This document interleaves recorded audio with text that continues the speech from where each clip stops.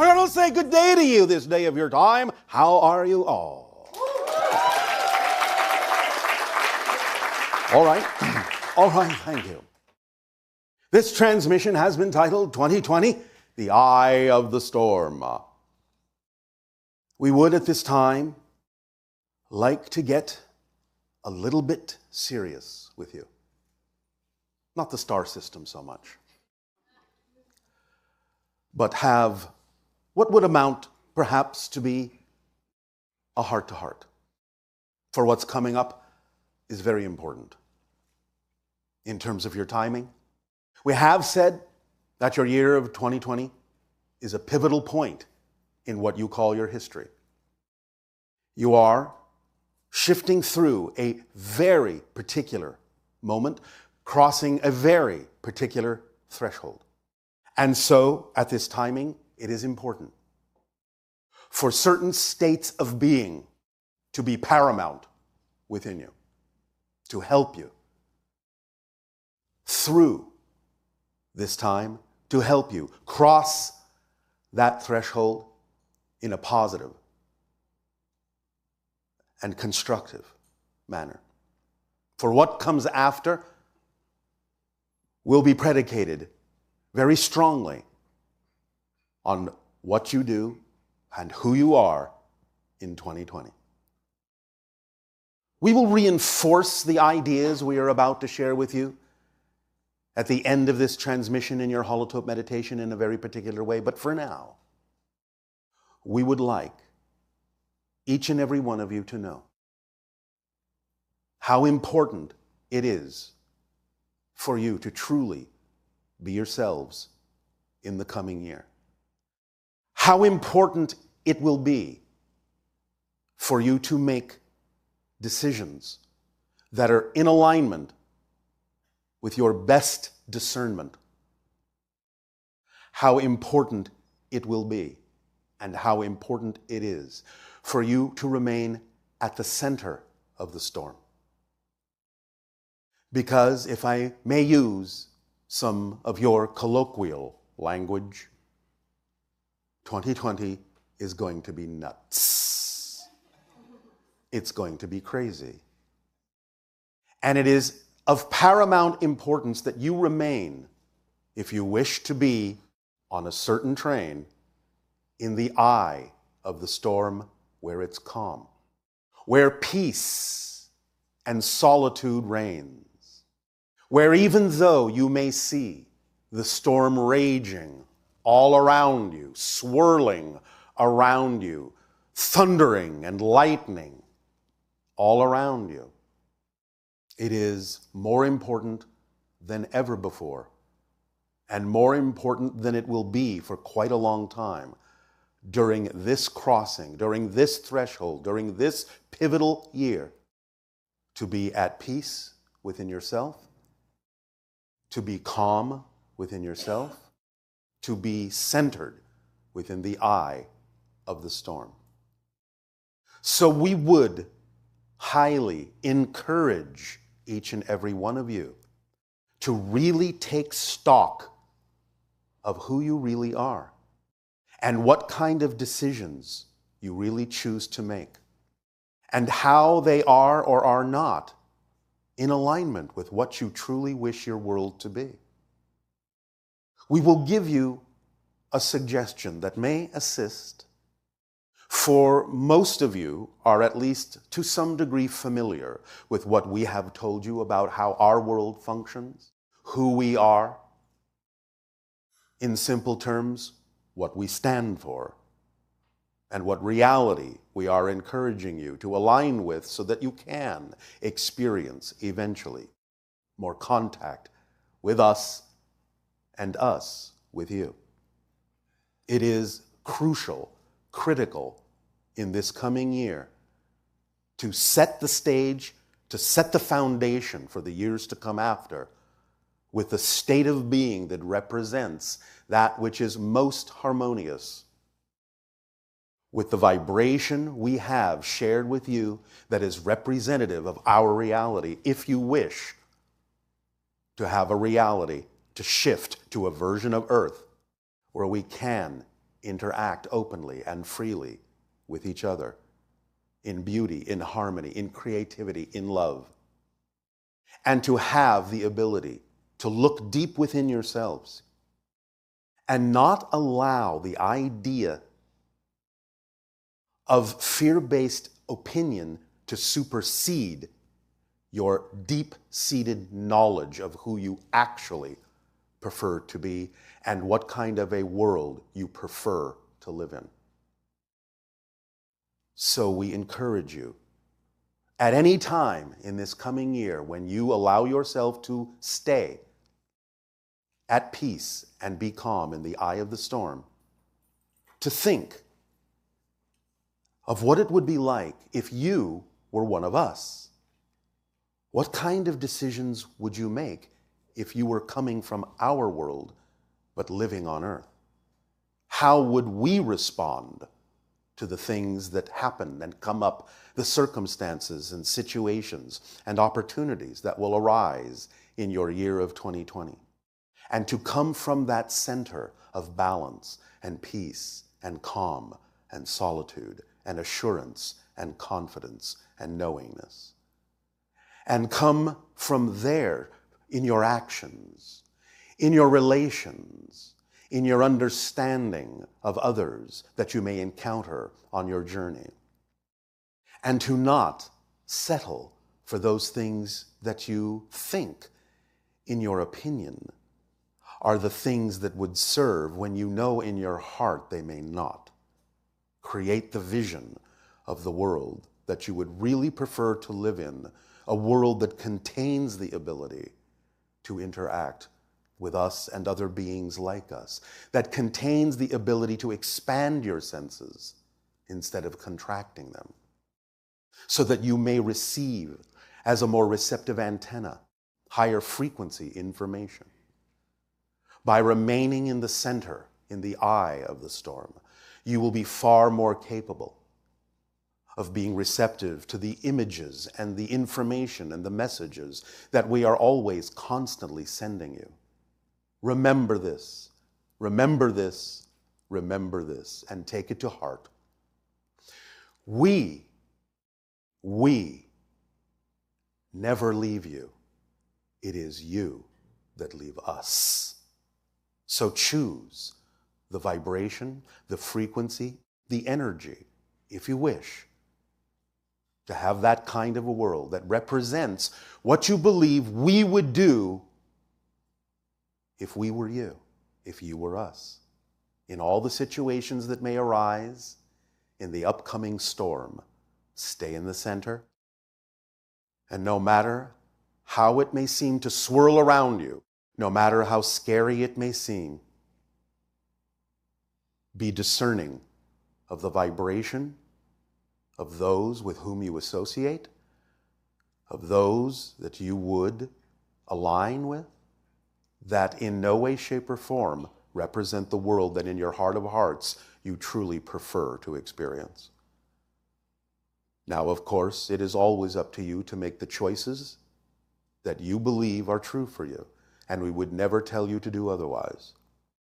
All we do is encourage you to understand that if you wish to align with a version of Earth that we are aligned with in your future, and have the interactions and the freedom to play among the stars with us, that you choose to remain in the eye of the storm, no matter what rages around you, and that you look deep within your heart of hearts and make choices that are really true to your core and not simply obedient to the fear-based beliefs or opinions that sometimes allow you to think is the path when you know deep within it is not. Be strong, be courageous, and be at peace in the upcoming time and the crossing of the threshold, for everything thereafter will take its cue from the seed you plant that year. We are always magnifying and amplifying the energies through the different vortices of your planet to help balance your world and give you a greater opportunity to slide smoothly across that threshold. We have been talking about times of transition now for quite some time on your planet. And as we already have experienced with you, things are changing rapidly on your world. And as we have said, they will only get crazier in the year to come. So do not make the measure of who you are as a being by what you see swirling around you. Make that measure by who you know you prefer to be, and stay in the center of the eye, where the calmness and the peace in your heart and your mind, your soul, your spirit, will allow you to have the resolve to stand firm in what you know to be true, really true, deep within your soul, deep within your hearts, so that you can let go of those things that are truly not vibrationally compatible with the world you prefer to create. There will always be another path. Just because sometimes your choices may seem limited doesn't mean they actually are. There is always a third alternative. Always. So let yourself be at peace enough to find it, to see it, to walk it, together in harmony and unison and love. We will crystallize this idea again in the meditation at the end of this transmission, but for now, we wanted to have this heart-to-heart with you. And if you simply want to allow yourself to simplify everything we have just said so that you can make your choices, your decisions, and discernment more easily, then once again, I simply remind you. And it can be any name in this position that is representative of the same kind of energy, of the energy of your higher mind. It doesn't have to be specifically us. But if you're confused at any point, if you feel yourself being tugged away from that center at any point, just ask, what would the Essassani people do? And do that. And you will be fine and back in the center. For you know us well enough to know what we would choose. Up to you. We thank you for allowing us to have this heart-to-heart with you. And in return for that gift, we ask, how may we continue to be of service to you now in your dialogues and questions? Please begin as you so desire. Oh, and by the way, you can shake off the seriousness now and lighten up. Ooh, that was scary. Though we rarely would say to go in that direction, in this case it might actually be appropriate to be just a tiny bit scared. And use the fear in a positive way to align you with what you know is true for you. Ili Alvo. Ili Ova. Bashar? Yes, Ili Ova. I'm a quick learner. I came all the way from Tokyo. Oh, all right. I came all the way from Essassani. What a synchronicity. Yes. In the eye of the storm, yes, it's really important to take action. Yes. Because the action is the language of a physical reality. But stay within that center when you take the action. Mm-hmm. Yeah, in the center. So I'd like to ask you again, what's your definition, what's the exact definition of action from your point of view? Action, physical action. Yeah. Physical activity. Mm-hmm. Literal physical activity. You said that like doing the meditation is not free action? It sets up the state. Mm-hmm. Let me put it to you by a very simple example. Mm-hmm. You walked up to the microphone. Yeah. That's an action. Instead of staying in your seat and thinking about walking up to the microphone, about meditating about walking up to the microphone, you walked up to the microphone. That's an action, a physical action. It's not that complicated. Okay. So if I organize a group meditation and maybe I will ask the people around me to participate and actually do the meditation, maybe it's going to be more action. Again, you can begin with that kind of an action, but you must proceed from there once you get yourself into the appropriate state. The meditation is not the end. Okay. It's the beginning of an action. And if you get into the proper state, it will actually propel you to then move forward and take actions that are expressions, creative expressions of the energy state that the meditation got you into. So it's an expression, a physical expression of some form of interaction and creativity. Yes? Okay, yes. So if I'm in that state, the action naturally unfolds, maybe to take the form of an outward expression of some You will sort. feel the urge to take an action, to interact when you are in the proper state. You will want to move. You will want to interact with others. You will want to share something in a physical, creative way. Okay, I got it. Yes. Thank you. You're welcome. And it seems that I have to ask about the Serpent Mound. Yes, Serpent Mound in Ohio. Yeah, right. Last night you said to the I said there are codes, if you can decode them, in the Serpent Mound that will point you in the direction of where one of the master crystal skulls is buried. You're right. So the Yes, I know. Thank you for confirming that. You're right. Yeah, I know you know. The skull is that skull is a sequoia skull. Sequoia skull. Yes, Sequoia. Okay. So I didn't think that Ohio could be considered to be a northeastern region of It's northeast from where you are now. Yeah, that's right. Thank you. I know that too. And I was kind of trying to decode that code in Serpent Mound. Yes, well, go ahead. Play with it. See what you get.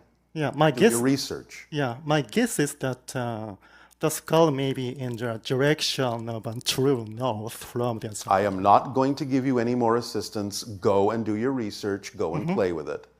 I did go to Serpent Mound this August. Then have fun. Yeah, I did. All right. See what you get. You're right. There are many astronomical alignments at Serpent Mound. Yes. Like its head is facing the sunset time of summer solstice. Yes. Maybe that may be the one clue. And Maybe. also, I was very attracted to the fact that one of the stars. I have to ask. Oh, if you have to ask. The Draco constellation, about Draco constellation. Draco, yes. Yeah, right. Serpent Mound Serpent Mound imitates Yes. the Draco constellation. There's a connection. Okay. And one of the stars in Draco constellation used to be North Pole star, maybe when the Serpent Mound was created. Is that right? I'm not giving you any more clues. I'm not asking for clues. Yes, you are. Okay. Well, So, bye-bye. about this information, okay. Bye-bye. Oh, just that's it? That's it on the Serpent Mound. Have you got something else? Yes, of course, yes. All right, then change the subject. Okay, then I'm gonna ask about the dragon again. Yes. I want to ask about the archetypal story structures and story of a dragon being slain or killed by a hero. There are many this kind of a story all over the world from the ancient times. Yes. And so this must symbolize or represent something, maybe some incident that actually took place in ancient times, I guess. In a sense, it does. It is symbolic of certain things that have happened on your planet historically, yes. But the idea now is to resurrect the dragon, which represents ancient knowledge and wisdom. Yeah, okay, okay. And I like to pick up one specific story from Greek mythology Yes, about Hercules. yes. Uh, and I think you once told me that what Hercules represents is an actual individual who, Yes, the idea again of the offspring of the Anunnaki and humans, what you call the demigods. yes, right. That Anunnaki is not the original Anunnaki, but offshoot group of Anunnaki. Hercules, the demigods, are offspring of Anunnaki and human. Okay. Okay. You following that? Yeah. Okay. Yes? Okay. All right. I do follow that. All right. Okay. About the story of Hercules. One Yes. story is that Hercules was told to steal some of the golden apples in the gardens of Yes, yes, yes. in the gardens, and there was a dragon Yes. who was guarding that Yes, golden yes. apple tree, and the Hercules killed the Yes, dragon, yes. and that dragon named Ladon was the image of that dragon was brought up into the sky. All right. There are always going to be positive and negative images of every symbol. So, in the idea of resurrecting the ancient wisdom and knowledge, that's the positive side. The slaying of the dragon is simply going within to allow yourself to overcome and supersede the limitations imposed within your genetic structure so that you may be able to access that ancient wisdom and knowledge again. Okay, so that golden apples symbolizes that knowledge and Yes, wisdom. because it ties directly into your ancient story of the fruit of the tree of knowledge of good and evil. Yeah, like in the Garden of Eden. Yes. So it ties directly symbolically into that idea that you were prevented as a species from having a certain amount of knowledge that would make you equal to the gods, the Anunnaki. But now it is time for those markers that were turned off to be turned on again. The dragon being representative to some degree of a higher level version of your DNA. The dragon represents the third strand. Oh, really? Oh, that's good to hear. And at the end of this story, the image of dragon Ladon was brought up into the sky and said to have become the Draco constellation. Yes. Therefore, there are things that are connected to that constellation astronomically that can assist you in discovering certain truths, certain ancient knowledge at this time of opening on your planet. Okay. So thank you. Hercules. Thank you. Okay. Oh, so that's the end of my